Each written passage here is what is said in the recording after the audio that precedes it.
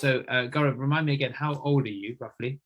Gosh, I have to think about this. I'm 36. 36, perfect. And remind me again, what do you do for a living? I'm an IT consultant. IT consultant. Perfect. Yeah, and you purchased four properties with us. And do you remember? And before you started with those properties, did you have any buy-to-let experience yourself? Yes. Tell me about your buy-to-let experience before you came on board with us. Oh, right. Yeah. So I've got two buy-to-lets under personal name, and they're both here in London. In London, yeah. And then, do you remember where you heard about us? Where you first heard about us from? Yes. On Facebook, Professional Asian. Perfect. Cool. So, yeah. So you've been a busy guy, but you managed to. It sounds like you managed to get loads done in like such a short space of time. Yes. Yes. Honestly, it's been a good journey. There's been a lot happening, so many moving parts. Just spinning a lot of plates, but come out the other end smiling. So that's all good. Oh, good question. Wanted oh, find a smarter way to invest, where I was going to be ahead of the curve as opposed to kind of chasing money. So what I mean by that is if I were to invest that money in London, I wouldn't get the yield or the capital growth. However, investing up north, I've got that. So whilst I'm not going to get the same returns right now as I would be if I were to invest in London, I'm not going to get that capital growth. So it's about having the foresight and think about a long-term strategy as opposed to think about short-term gains. Yeah, and I suppose I don't know whether this is. I hope you don't mind me correcting you. When you say I wouldn't get the same returns as if I invested in London, I think what you're trying to say is I wouldn't get the same amount of money as if I invested in London. Correct. Yeah. But the return, like in terms of percentage, is going to be much higher if you're investing outside London than if you're investing in London. Yeah, perfect. Okay. And to be honest with you, I don't want to be a slave to work. Naturally, I know we need to work in order to keep a roof overhead, to have food on the table, to make sure families are looked after, etc. But there's more to life than just working. You want to be able to enjoy life. You want to go on that holiday. You want to buy that nice car. You want to go buy that nice watch, etc. You want to treat loved ones to like nice experiences, etc. And having an additional revenue stream coming in, it made sense. And it's not just that, it's about securing not just for this lifestyle right now, but the future. So when I have kids, their futures, etc., that's going to be secured as well, hopefully. But I say hopefully, I know it's going to be secured anyway with these investments. And as we've discussed before, right, this is just the beginning. Yeah. There's going to be future investments coming in based on the activity and the growth. Yeah, absolutely. Fantastic. I've invested in London before, and yes, one kind of worked out well. The other one, it's doing okay, but it wasn't as profitable as I thought it was going to be. And contending first of all with the higher prices, contending with the insane amount of the stamp duty as a result of the high prices, it just didn't make financial sense. I would be able to maybe afford one if I were to do it down here, but doing up there, you've got four. So just a no-brainer. And see, like we've kind of discussed before, right? If I had put all my eggs in one basket and I wasn't getting rent coming in, that's it, I'm buggered. But if, let's say, even two out of the four properties are getting rental in, the mortgage is being covered by the other two that are being rented out. Yeah, totally. Good question. So if I were to think about if I were to buy just one single property myself without involving a great company such as yourselves, there'd be a lot going on anyway. It's stressful buying a property regardless. But then if you think about doing that with four properties, all in succession, no way. Like if you spoke to anyone saying that you're doing that, like, what the hell is wrong with you? Are you mad? Like, Yeah. how do you keep on track of everything? And the beauty of the model that you guys offer, the service, and the transparency that you guys have provided as well, it's just been second to none, to be honest with you. So I felt very comfortable knowing that you guys were looking after me. I think there were some points where I was just kind of just double checking. I might have got a bit irate at some points, and it's just purely because it wasn't just my kind of money at stake. There was obviously doing this for my parents as well, so I was accountable for them as well. But as I said, all the calls that I had with yourself, with Annika, with Nim and Jane, everyone was super helpful. It just felt as if I was speaking to friends of mine as opposed to people who are just here to offer a service. So I felt very comfortable. Everyone went over and beyond. Jane was amazing as well from the initial process with regards to the negotiations, putting properties in my way. And I remember one of the questions she asked me was, well, we've allocated you 4 properties. Do you want them all in succession, or do you want them bit by bit? And I wasn't sure how to best answer that. Initially, I was thinking maybe let's just do it bit by bit, but then I thought, actually, whilst all the paperwork is fresh, let's just knock out the part. Let's just kind of get it done, because obviously with the limited company process, there's obviously additional paperwork involved, as you're aware as well. So as opposed to me kind of going to, let's say my parents say, all right, sign this, and keep doing it 4 times, let's just kind of get it done in one hit. So it just kind of made sense. And I remember speaking to you about it, and I think you recommend as well that as the best thing. So happy we went down that route. Not gonna lie, there was a lot going on. Obviously it was hands off for me as well, but there was still a lot more forms to fill in from I guess a legal point of view, just because we're going through a limited company approach. And whilst there's a few additional costs in the beginning, they are just overshadowed by the benefits that you get later down the line from investing through a limited company using as that vehicle. So yes, it was a crazy time, but I mean, if I was mad enough to do this myself, no way would I have been able to. I probably would have fallen at the first hurdle and say, stop, do one property, then I'll look at the other 2, 3, 4 in a few years' time. Yeah. And I think that's, you did it the right way. In fact, so much so that we no longer ask people whether they want to do it all in one go or not, because unfortunately, when you start, you don't know what the advantages and disadvantages are going to be. So you might say, oh, I want to do them one after the other.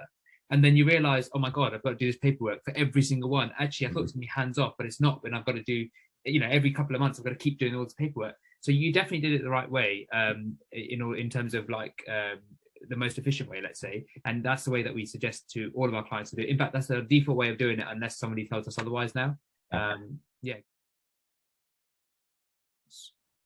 There was a buy-to-let property which they had, so it just needed the discussion about kind of refinancing. Sure, that's right. Equity to kind of put towards additional properties. So back and forth on that one, but kind of talked them through the kind of benefits and just about diversifying, and the small increase in, I guess, the mortgage rate for the kind of existing buy-to-let was just a small kind of almost right it off, just compared to the income coming in from the 2 additional kind of rental properties. So the numbers stacked up, and again, I'm a big fan of diversifying, and this just seemed perfect. And I think they seemed a bit more assured after I kind of talked to the fact that I've been speaking to you about this in length, and it just made sense for me. And it's, again, when it comes down to properties, finance, etc., my parents have always relied very heavily on me, so I just wanted to kind of make sure that they were in good hands as well, and they've been very happy so far as well. Good. And I think I resonated a lot with when you told me that, because my parents are in the same boat with me. Like, they rely very heavily on me, and not only obviously do I want to make sure it goes right, but I want to make sure they have a good sort of service as well. And one of the things I say to all kind of prospective clients that are looking to have a chat with us now, listen, the one thing that you need to do right now before you do anything else is figure out, do your values and my values line up? If I own this company and the values line up, then ultimately the values will come down from me into the business, into the rest of the team. And if they line up, then we'll all be happy. We'll always work something out. If the values don't line up, then we will always be at odds with each other. And I think that's really, really important to know. And obviously, hopefully you'll agree that our values lined up, which is why we ended up doing business together, isn't it? That's right. Yeah. Yeah, perfect. 100%. And then like I said, then from then you went on to also get married, and then you also added an addition. I won't say baby, but you added a dog, a second dog to your family. That's so right, there's yes. loads going on. Oh gosh, so I've been following you guys for quite some time, and I think the easiest way is I just resonated with your values. I think originally when I spoke to somebody, this was back in 2018. I think that was one of your other colleagues, Akash. Yeah. And it was just more so a call. I just wanted to kind of understand more about it, but I wasn't in a position at that time to kind of invest, because I was actually getting my current kind of house kind of done. But after that, I kept a close eye. I watched some of your videos, because you're very good at kind of posting videos, talk about the market research, but basically look at the numbers. And I think you guys put some really cool infographics as well. And I'm a big fan of data, looking at numbers, having those facts in front of me, and that already helped. And hence the discussion, because I was really itching to invest in something, but it just didn't make any financial sense to do anything here in London. Yeah. So I wanted to do something up north. And to be honest with you, I did look at cities such as Birmingham, Manchester, but I think they're at that stage where they started to become quite expensive now. So the next set was going to be Leeds, but I didn't have any experience up there. I've never been there, and again, I wanted something hands off. So wanted to work with, partner with a group of talented people who know the market, who know the industry, who provide this kind of hands-off service from start to end, where it's nice and automated. Yeah. And that's how I feel. I've not had to worry too much about things. Everything's been working smooth right from beginning, right through to the end as well. So I've genuinely had no complaints, and I've been extremely happy with the service lifestyle property people have offered. Being fully transparent, keeping me informed from the decisions and all the details. There's all the negotiations that were kind of being handled for me. Sorry, dogs are running around. I think someone's come over. Right. Apologies. The fact that you guys put me in touch with a really good mortgage broker. So Bavin, I think that was his name. Yeah. He was really good to deal with. Again, we had some really good conversations about my particular situation, and he, it's just something where I felt comfortable, not just with him, with all of you guys. If I was coming with some challenges or problems, you guys came straight away with solutions. If you didn't have them straight away, say, well, let me find a way and we'll figure out. It wasn't, oh shit, mate, you're stuck, you need to pay X, Y, Z, blah, blah, blah. It's something where I was kind of given kind of solutions straight away. Again, I'm now fast forward, I'm happy with the kind of obviously returns coming, the rent is coming in. There's also obviously some challenges. Again, it's a property, some things are going to go wrong, and I know it was past the period where I need to be contacting you guys, but I think there are a couple of points I did reach out to Annika, and she was great. She was more than happy to help. I mean, one of the properties, sod's law, it needed just the energy certificate, sorry, the gas certificate to be done. Yeah. And when they went to sort that out, they realized actually the boiler was outdated and it needed to be replaced completely. So, you know, it's one of those things where, hey, all right, there's another £2,000 that needs to be spent. But again, Annika was really helpful to kind of not liaise just with myself, but also with the letting agents as well, just to kind of help gather all the information and help me with some quotes as well, which is super helpful. Yeah, perfect. So it was like, even after effectively like our services ended, you had some issues and you just contacted Annika and our team, and they managed to deal with it in somewhat of a seamless fashion for you, because they managed to liaise with the letting agent and anyone that needs to be involved to go and sort it all out. Is that basically? That's right. Again, it's just going above and beyond, which I truly appreciate. Yeah. Were there any other benefits that you got by investing with Lifestyle Property People? I would say it's taught me, I guess, more about being patient. Things are going to get done.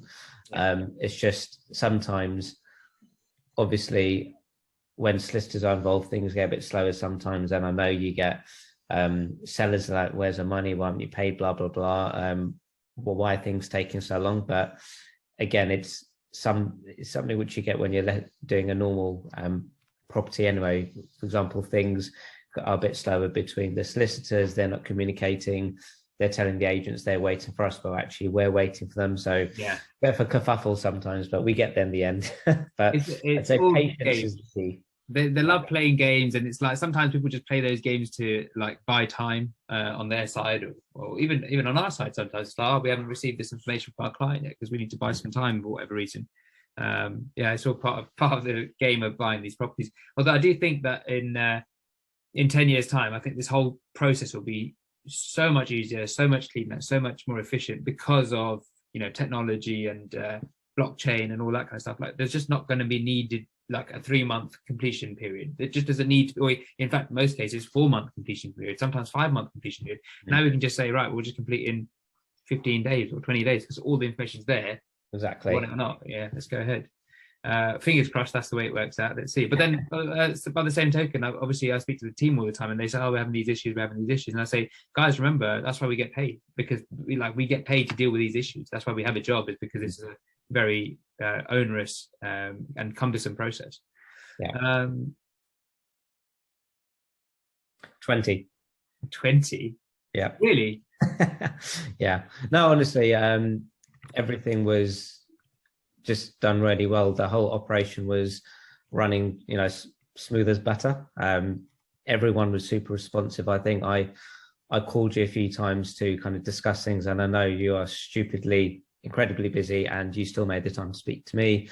I was speaking to Annika extensively, Nim extensively, emails going back and forth, not just with you guys, but with the mortgage guys, with the mortgage brokers. And that was great. I think with Lifestyle Property People and dealing with the mortgage brokers, everything just went very, very smoothly from beginning to end. I honestly can't suggest any improvements. Yeah, fantastic. Well, thank you so much for that. I mean, that's really, really great to hear. And that's a testament down to you for building such a great company and surrounding yourself with, you know, awesome people as well, because ultimately they are your brand as well, right? So you want to make sure they represent your values. Absolutely. And you know, you say testament to me, but ultimately it is absolutely testament to the team. The team are so good at doing what they're doing, and exactly like you said, the question that we talked about earlier was, you know, do your values match up to mine?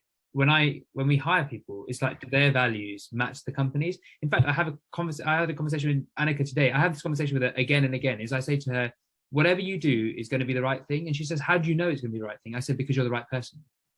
You're the right person, you have the right values. And so whatever you decide is going to be correct. Like, what's the worst case scenario? The worst case scenario is we're going to, you know, I don't know, lose a sale, lose a client, something like that. But you will have done it with the right intention, with the right reasons. Right. And so it will be fine. And yeah, I think it's really, really important to realize that our team is we're super focused. Our whole company is super focused on the client, because ultimately the client's paying us, and they're paying us a good amount of money to do all of this stuff for them. So actually they should receive the service that we've told them they're actually going to receive. But yeah, thank you for that. That's really, really kind of you. Put him in the spot here, actually. I need to get probably my thesaurus out. I would say professional, friendly, and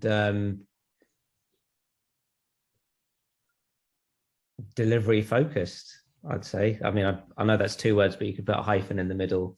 Yeah. You're always looking for a way to cheat the system. No, it's really amazing that you said that, because the 3 words that every single one of our clients pretty much says is professional, friendly or approachable, and you've said delivery focused. Some clients say, something along the lines of experienced or expertise or something like that. It's all very similar things, but it's like, yeah, that's ultimately what we're trying to get across. And the fact that we've been able to get it across without actually mentioning those words to you, I'm really, really glad that the team have been able to there you go. That's your values, right? Fantastic. Yeah, well, that's the thing. For ages we're like, well, here are our values. Like, here's our mission statement. Here's our values. Your values are what people say that you are. It's not what you say to them what you are. So I'm really glad that those are actually our values. I would say don't overthink it. Lifestyle property people are being paid to think about all the problems and make the decisions and make those problems go away.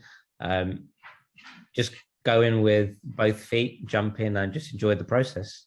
Yeah, trust the process, isn't it? Trust the process, exactly. Yeah, that's a better way to say it. Yeah.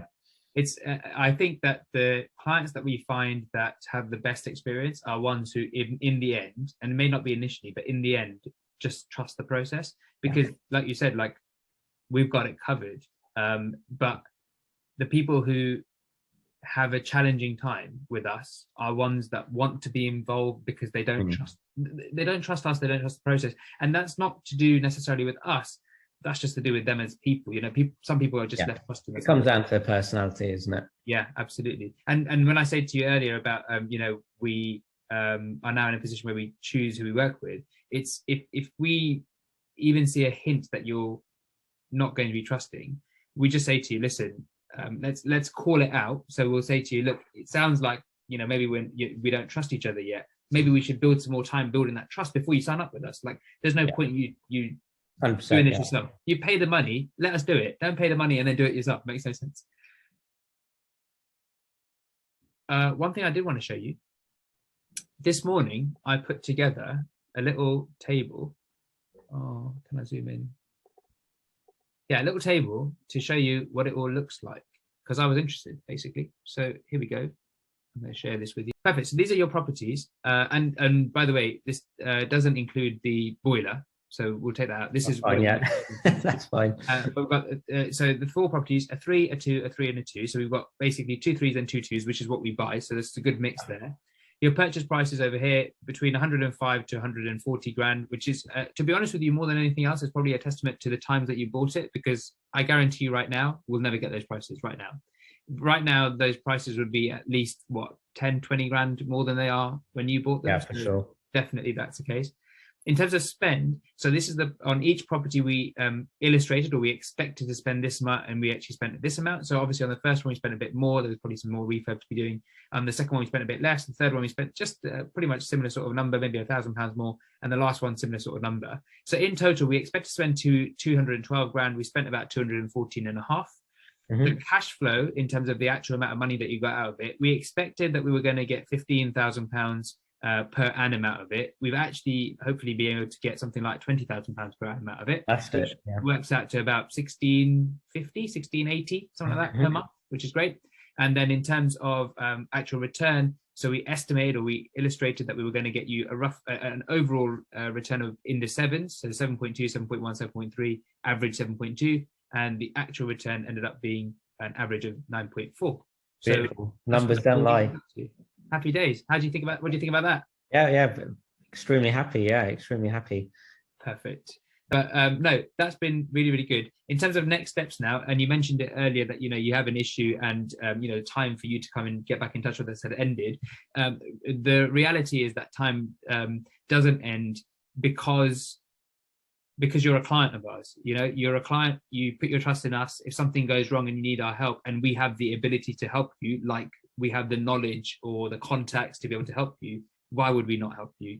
We're partners in this now. So, and yeah, like the point is, we're here, we're not going to go anywhere. And if you've got any questions ever, then just let us know. So yeah, you're in good hands with the agents. They're really good agents. We've been working with them for a number of years. You're in good hands with the mortgage partner, who's someone that you need going forward. And yeah, and like I said, if you need anything, then you have the group there. If you need anything from me as well, like by all means, call me. Like I said, you're a lifetime lifestyle property people client. Brilliant. Thank you so much, Shiv. And again, huge thanks to you and your amazing team.